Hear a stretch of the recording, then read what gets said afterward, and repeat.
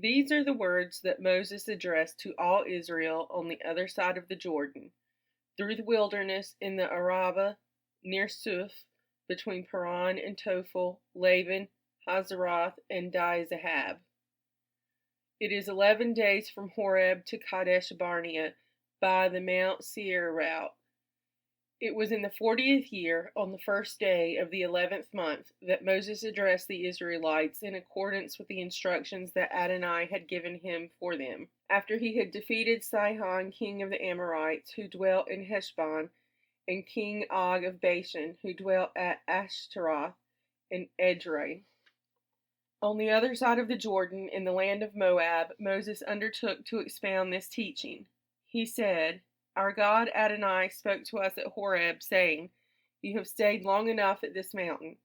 Start out and make your way to the hill country of the Amorites and to all their neighbors in Arabah, the hill country, the Shephelah, the Negeb, the sea coast, the land of the Canaanites, and the Lebanon, as far as the great river, the river Euphrates.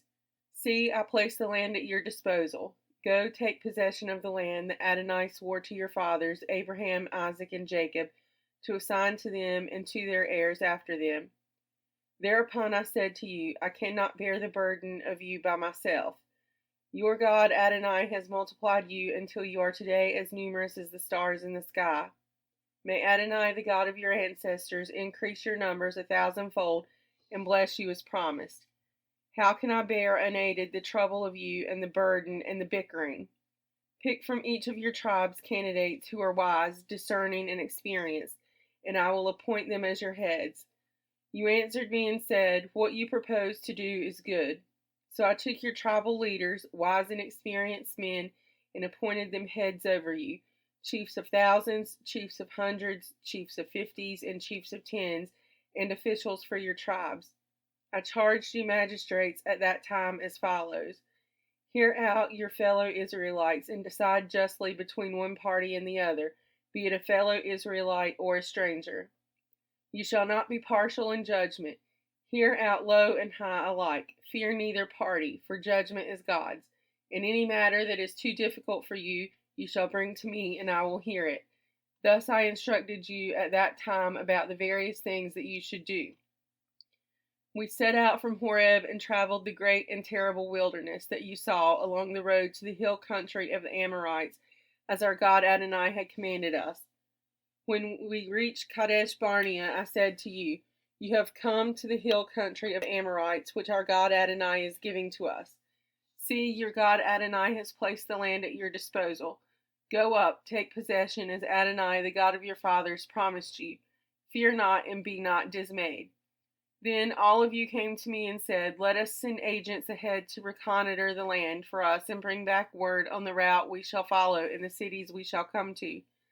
I approved of the plan, and so I selected from among you 12 participants, one representative from each tribe. They made for the hill country, came to the Wadi Eshcol, and spied it out. They took some of the fruit of the land with them and brought it down to us, and they gave us this report.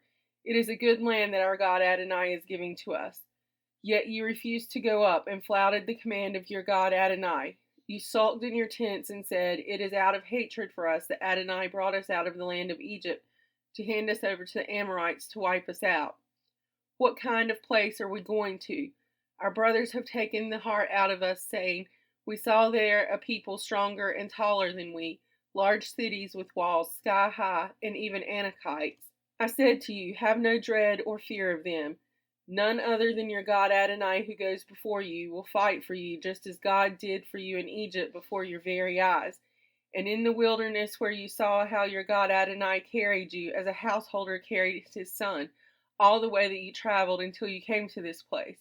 Yet for all that you have no faith in your God Adonai who goes before you on your journeys to scout the place where you are to encamp, in fire by night and in cloud by day, in order to guide you on the route you are to follow.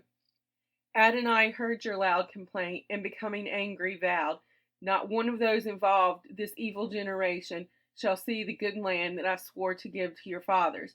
None except Caleb, son of Jephunneh, he shall see it, and to him and his descendants will I give the land on which he set foot, because he remained loyal to Adonai. Because of you, Adonai was incensed with me too, saying, You shall not enter it either. Joshua son of Nun, who attends you, he shall enter it. Imbue him with strength, for he shall allot it to Israel.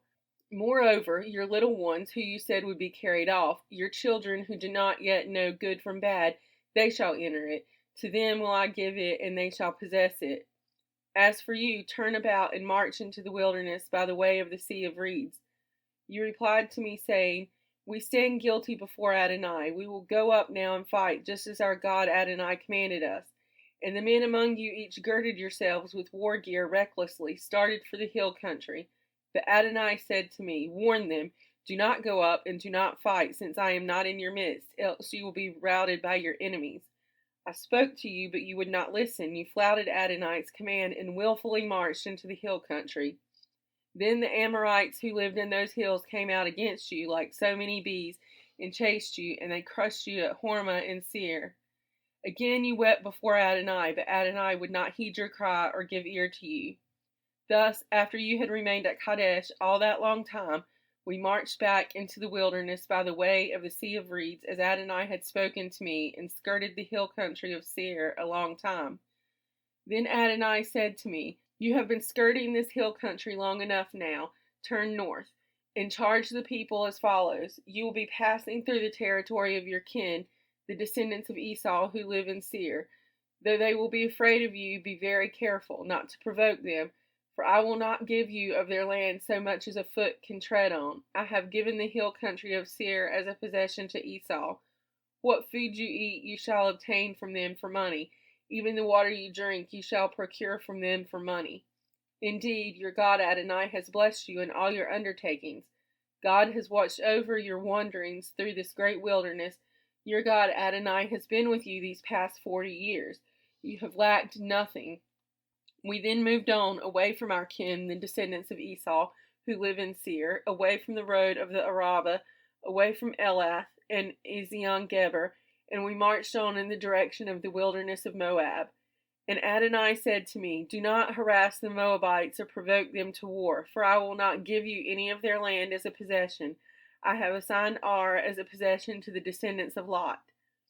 It was formerly inhabited by the Emim, a people great and numerous, and as tall as the Anakites. Like the Anakites, they are counted as Rephaim, but the Moabites call them Emim. Similarly, Seir was formerly inhabited by the Horites, but the descendants of Esau dispossessed them, wiping them out and settling in their place, just as Israel did in the land they were to possess, which Adonai had given to them. Up now, cross the Wadi Zered. So we crossed the Wadi Zered. The time that we spent in travel from Kadesh Barnea until we crossed the Wadi Zered was 38 years, until that whole generation of warriors had perished from the camp, as Adonai had sworn concerning them. Indeed, the hand of Adonai struck them to root them out from the camp until they were finished off. When all the warriors among the people had died off, Adonai spoke to me, saying, You are now passing through the territory of Moab, through Ar. You will then be close to the Ammonites. Do not harass them or start a fight with them, for I will not give any part of the land of the Ammonites to you as a possession. I have assigned it as a possession to the descendants of Lot. It too is counted as Rephaim country. It was formerly inhabited by Rephaim, and the Ammonites call Zamzummim, a people great and numerous and as tall as the Anakites. Adonai wiped them out so that the Ammonites dispossessed them and settled in their place, as God did for the descendants of Esau who live in Seir by wiping out the Horites before them, so that they dispossessed them and settled in their place, as is still the case. So too with the Avim who dwelt in villages in the vicinity of Gaza, the Caphtorim who came from Crete wiped them out and settled in their place. Up, set out across the Wadi Arnon. See, I give into your power Sihon, the Amorite king of Heshbon, and his land. Begin the occupation, engage him in battle. This day I begin to put the dread and fear of you upon the peoples everywhere under heaven, so that they shall tremble and quake because of you whenever they hear you mentioned. Then I sent messengers from the wilderness of Kedemoth to King Sihon of Heshbon with an offer of peace as follows. Let me pass through your country. I will keep strictly to the highway, turning off neither to the right nor to the left. What food I eat you will supply for money, and what water I drink you will furnish for money. Just let me pass through. As the descendants of Esau who dwell in Seir did for me, and the Moabites who dwell in Ar, that I may cross the Jordan into the land that our God Adonai has given us. But King Sihon of Heshbon refused to let us pass through, because Adonai had stiffened his will and hardened his heart in order to deliver him into your power, as is now the case. And Adonai said to me, See, I begin by placing Sihon in your land at your disposal. Begin the occupation, take possession of his land. Sihon with all his troops took the field against us at Jahaz, and our God Adonai delivered him to us, and we defeated him and his sons and all his troops. At that time we captured all his towns, and we doomed every town, men, women, and children, leaving no survivor. We retained as booty only the cattle and the spoil of the cities that we captured. From Aroer on the edge of the Arnon Valley, including the town and the valley itself, to Gilead, not a city was too mighty for us. Our God Adonai delivered everything to us. But you did not encroach upon the land of the Ammonites all along, the Wadi Jabbok and the towns of the hill country, just as our God Adonai had commanded.